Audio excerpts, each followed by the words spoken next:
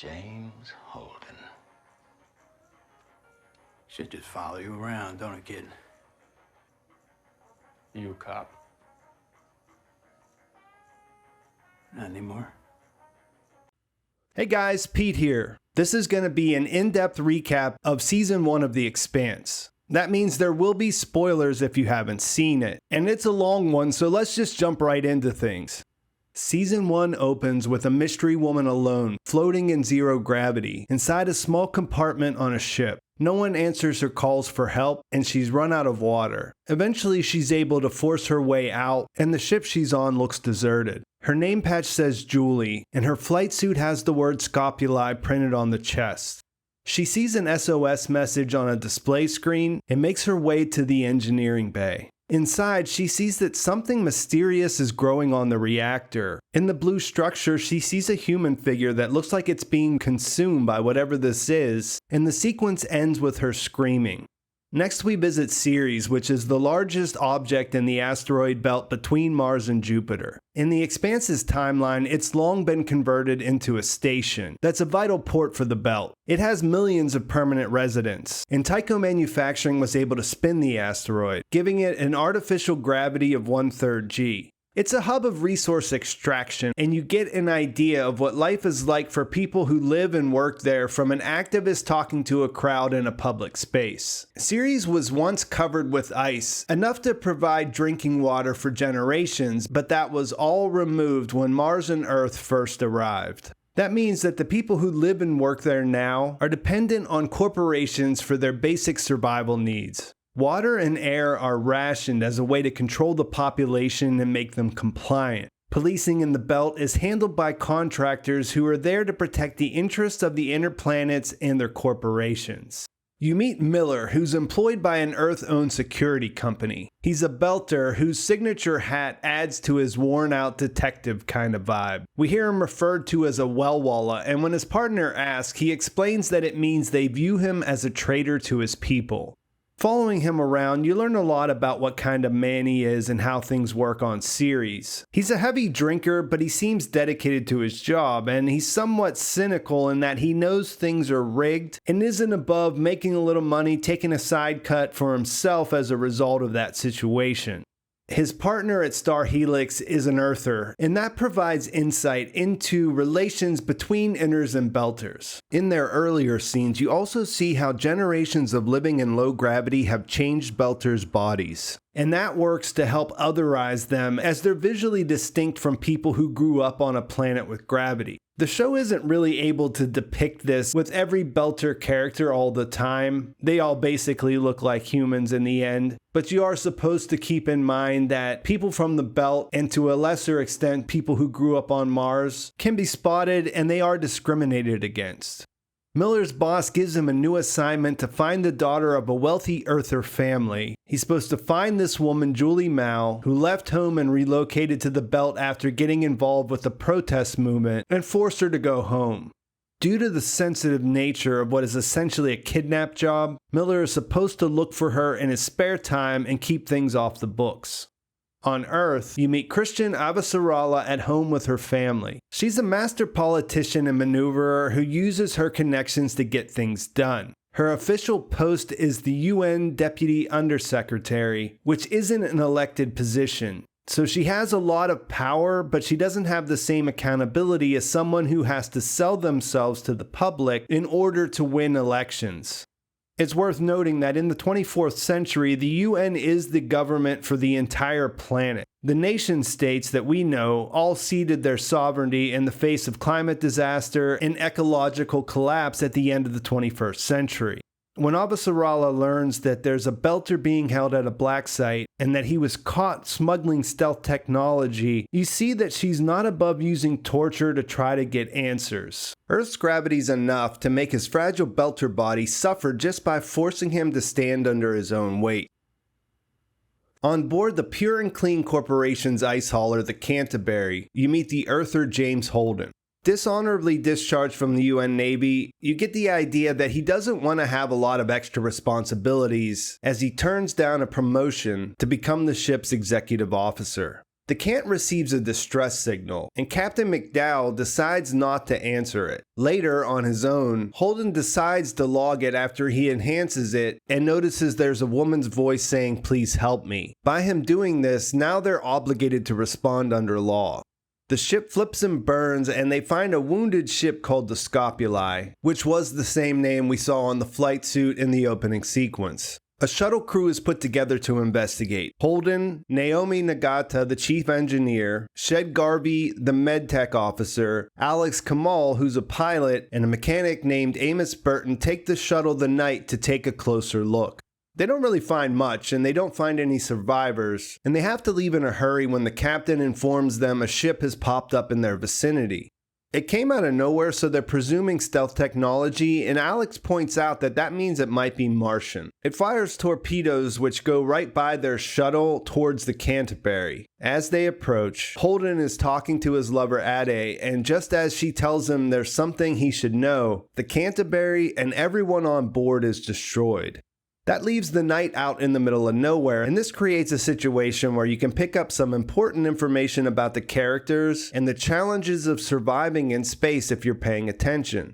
One thing to keep in mind is that a job on an ice hauler isn't a sought-after position. It is the kind of job that'll take anyone that's capable of doing it with no questions asked. It's the kind of place where you end up because you don't have any other better options, or maybe you're just someone who doesn't want to be found. In the first few episodes of the show, you learn bits and pieces of who these characters are as they find themselves in a desperate situation where they're familiar, they work together, but they don't know each other well, beyond Amos and Naomi.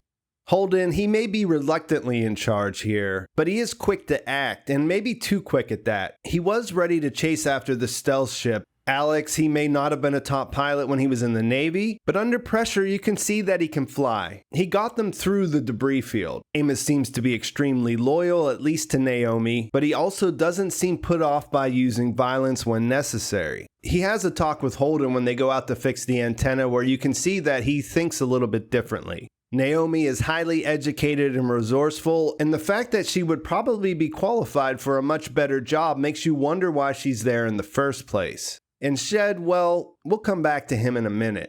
In their struggle to make it out alive, the survivors of the night discovered that the beacon that called them to the Scopuli was Martian-made. That and the stealth tech lead them to believe that Mars may have been behind the nuking of the Canterbury. And when the MCRN warship, the Donnager, answers their call for help, they think it's very possible that they're there to finish the job. They don't really have a choice here. Their survival depends on them being rescued. And Holden decides to rush out a statement, broadcast it to everyone, which in his mind will keep them safe as they're being taken onto the Martian ship. He identifies himself that they're survivors from the Canterbury, and even though he doesn't say it directly, everything about his statement makes it sound like Mars is responsible for killing their ship. On Ceres, Miller heads to investigate Julie's apartment after feeling the effects of the water rationing in his own shower. At first, he doesn't find out much. He finds out she was arguing with her father back and forth, and that he was threatening to sell her racing pinnace, the Razorback. Later at the docks, he finds her connection to the Scopuli, and at the same time, he notices that local gangsters have been abandoning their territory on Ceres. Also, Holden's message has gotten out and has created real tension between the Belt and Mars. That eventually leads to riots as the oppressed Belters take out their frustrations against inners on the station, including Havelock, who gets attacked by locals. Miller continues to pursue Julie despite his boss telling him to back off. He meets Anderson Dawes, who's a mysterious leader of the Outer Planets Alliance, the OPA, who claims he has no connection with Julie or the Scopuli. On the Donnager, the survivors from the Cant are being interrogated by Lieutenant Lopez. Since they don't really know each other, he tries to turn them against each other to get information and plants the seeds that Naomi is an OPA sleeper agent. This starts to feel more likely when another stealth ship appears and starts to pursue the Martians. The ship's captain thinks it's there to rescue Naomi. On Earth, we meet the UN Undersecretary, General Sadavir Ehrenreich, who was pissed when he found out that Chrisjen was torturing the Belter, who she does interview again in a humane environment, but she still doesn't get any answers, and as he's being transferred to the moon, he allows himself to be killed by not taking the high-G injections. Avasarala then manipulates the UN ambassador to Mars, who is her old family friend. She gives him bogus intel, then watches how the Martians react to it. She's able to deduce that they weren't involved in destroying the Cant when they scramble to see if any of their stealth tech is missing. Mars does figure out that the ambassador was used by Chrisjen, and then they ban him from the planet. He cuts ties with her, and then later he dies in an apparent suicide. Avasarala now knows that someone who wants to start a war is responsible for the Cant, and she tries to send a ship to the Donnager to rescue Holden and the others. On Tycho Station, you meet Fred Johnson, who's overseeing the construction of a generation ship for the Mormons. You see that he's a no-nonsense kind of guy when there's talk of replacing him over his connections to the OPA. You also learn that he's watching the situation with the Donnager closely. There, Holden's taken to the bridge and refuses to take back his statement and blame Naomi for the Cant. What they thought was one ship following them turns out to be several, and those start to attack firing torpedoes. At first, this isn't concerning, as the Donnager is a flagship of the most technologically advanced navy in the system. But to their surprise, their PDC cannons aren't nearly as effective as they should be, and they realize the attackers have some advanced weaponry of their own. This leads to an intense and brutal close-quarter battle, with the Donnager being boarded. Shed winds up as one of the casualties, as his head is blown clean off by a round passing through the ship. Things look dark for Naomi, Alex, and Amos, whose compartment is now running out of air and surrounded by vacuum. When Holden tells the captain that these ships are similar to the one that destroyed the Cant, she has Lopez take him to put him on a shuttle because he's the only witness to both attacks. They fight their way out, and on the way, Lopez finally explains what happened on Phoebe Station, which was mentioned a couple of times during the interrogations. The Donnager had gone there after the research station went dark for several weeks. They found no survivors and a clear cover-up, but don't know who was behind it or why. Holden breaks away to rescue the others, not wanting to leave them behind, and they all make it to the hangar bay where they're able to make it through heavy fire to board the Tachi before the captain scuttles the Donnager. The crew watch it self-destruct as they make it out on the Corvette-class light frigate. Miller gets another big clue after the Ceres riot when he recognizes a dead guy from Julie's dating profile. He turns out to be a data broker who was hiding his true identity, and this leads Miller to discover a flight path for a ship called the Anubis. Havelock's in the hospital and he's going to survive, and when Miller goes there, we get an idea of how his situation is starting to wear on him. As he's starting to become consumed with Julie and her case, Anderson Dawes comes clean, admitting that she was OPA, he's looking for her too, and he offers up Havelock's attacker in return for any information that Miller comes across. Miller does pass on the chance of getting revenge, and instead goes and finds a guy whose ship Julie chartered in the time when she was getting more involved with the OPA, who gives him a lead. While he's following up on that, he notices a robotic hamster in the shop he went to and was reminded of the one that was in her apartment. When he goes back there, he finds a data cube, he hides that in his hat, and then when he goes outside, he's abducted.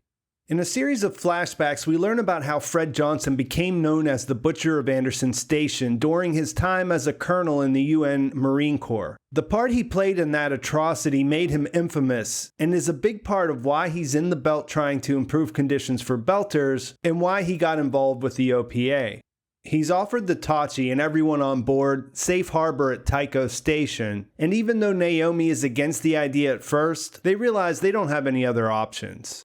They follow his instructions, they're able to change the transponder code, and when they have to rename it to finish the process, Holden chooses the name Rocinante.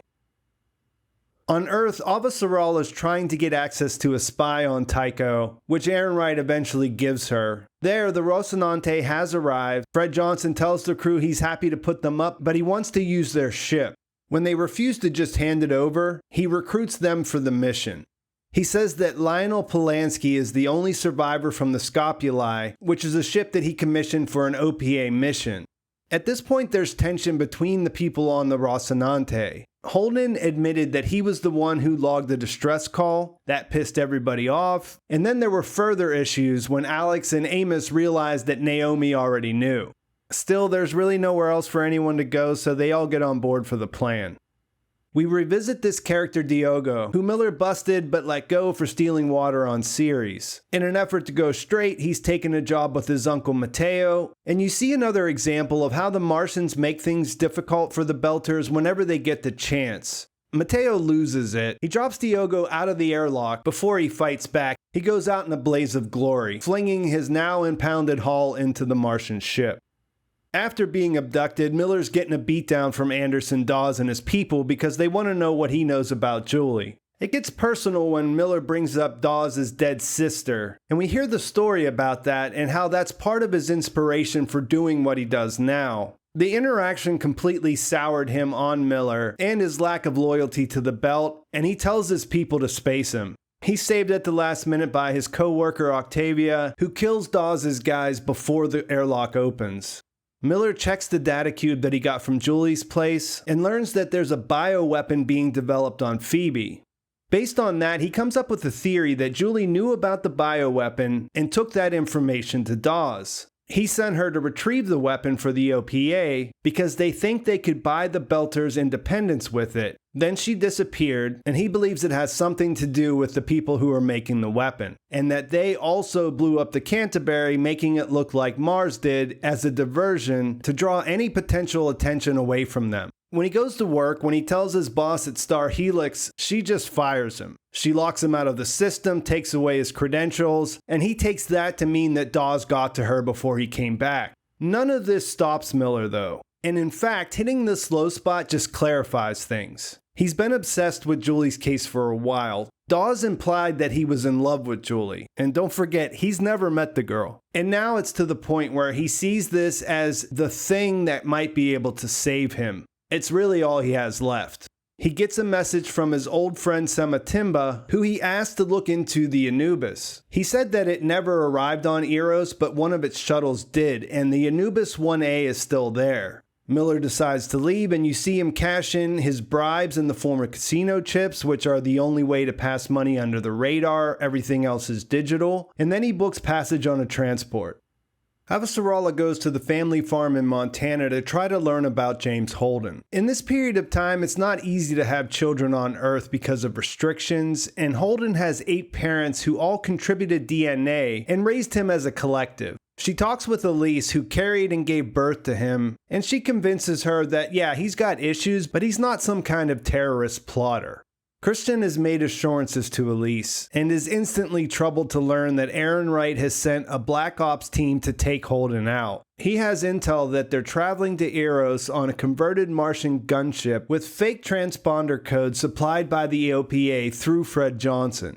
Their spy, Kenzo, snuck onto the Rocinante, but he gets discovered when he's sending out a transmission. He proves helpful in a run-in they have with a Martian boarding skiff, but he's still a stowaway. They don't trust him and they lock him up.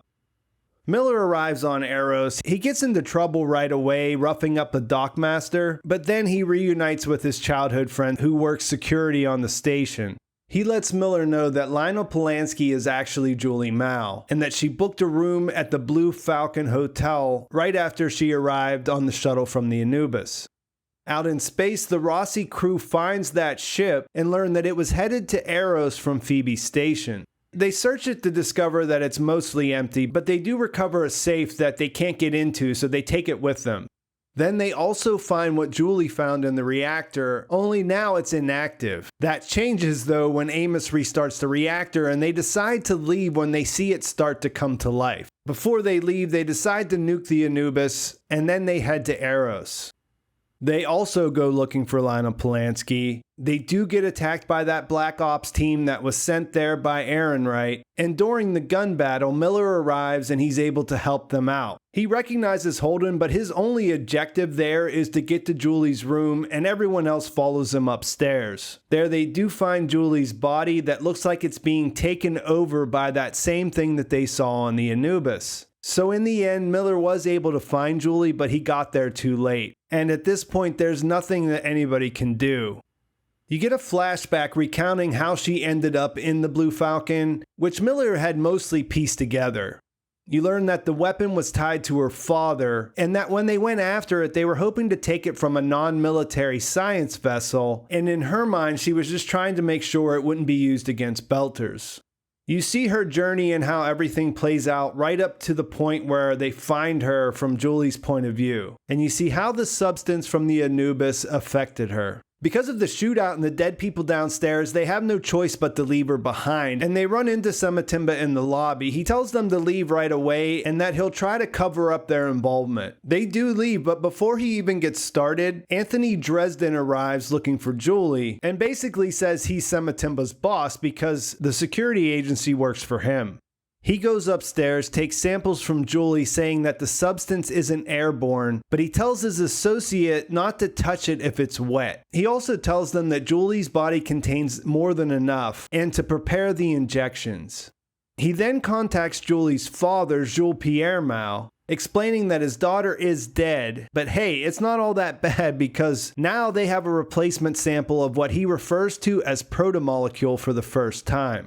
Jules is upset, but he tells Dresden to proceed as planned. Holden and the crew are trying to get back to the Rocinante, but alarms start sounding, announcing a radiation breach, and everything starts to get shut down. Miller thinks that this is too much of a coincidence and that everything must be connected, and goes to investigate. Holden decides to go with him, and tells Naomi to leave with the ship if they don't make it back in 3 hours. The security forces are giving everyone injections that they claim are to protect them from the radiation exposure. Miller sees Dresden, which he recognizes from the footage from Phoebe's station, and tries to shoot him. Holden intervenes, and Dresden gets away on a shuttle. After interrogating a security officer, they start to put things together. Now Miller knows where all the gangsters from Ceres went to. They all got jobs working on Eros, mostly installing cameras and science equipment. They gain access to one of the shelters, only to find people collapsed in pain on the floor, and then they get hit with a huge dose of radiation. This is a death sentence if they can't make it back to the ship's medbay in time. They only have a couple of hours until they'll expire. Elsewhere, Avasarala finds evidence of advanced fusion drives like the ones on the Anubis. Fred Johnson has cracked the data cube he recovered from Lopez and broadcasts that the attack on the Donnager was carried out by advanced stealth ships that were built on Earth. Aaron Wright confirms this, but tells Christian they were for private contractors, not the UN military. She's starting to put it together that Aaron Wright might be connected to everything that's happening, including the destruction of the Canterbury. She knows that she'll have to be careful if that's the case, and she sends her family away while playing a part to deceive Aaron Wright. Alex, Amos, and Naomi make it back to the Rossi with Samatimba. When they decide to wait for Holden, he objects and he tries to take over until Amos ends up shooting him. This is another example of his loyalty to Naomi and how violence doesn't really faze him. Holden and Miller have a harrowing journey through Eros, and on the way they realize that all of what's happening is a planned experiment. With the help of the security force, Protogen is infecting everyone with the bioweapon from Phoebe and letting it spread just to observe what will happen. They eventually fight their way back to the ship. Miller gets a chance to kill the Belter who impaled Havelock, and after causing a riot, they're able to make it back to the airlock of the Rossi. Inside, they get treatment for their radiation exposure, and Alex is able to free the ship from the clamps by shedding its gas hauler disguise.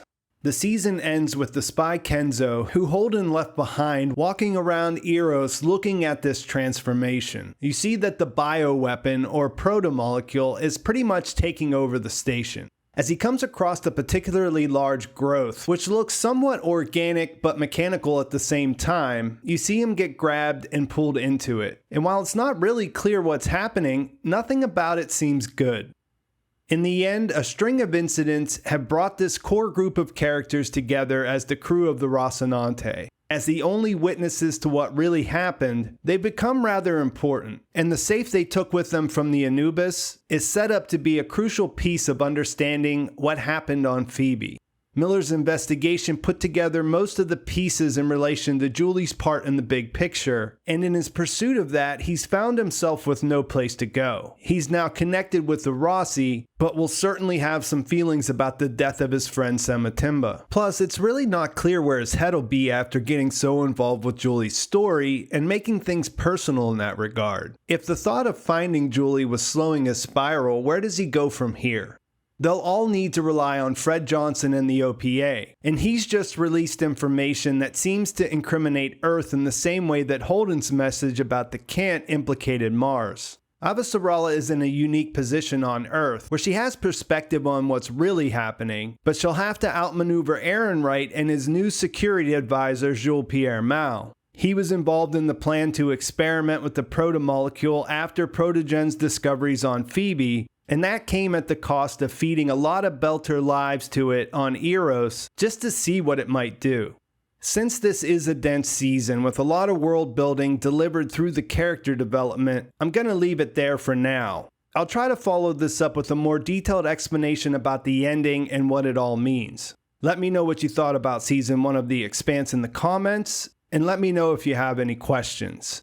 Please like this video if you enjoyed it. Please subscribe to my channel if you haven't already. And thanks for watching. I'll talk to you soon.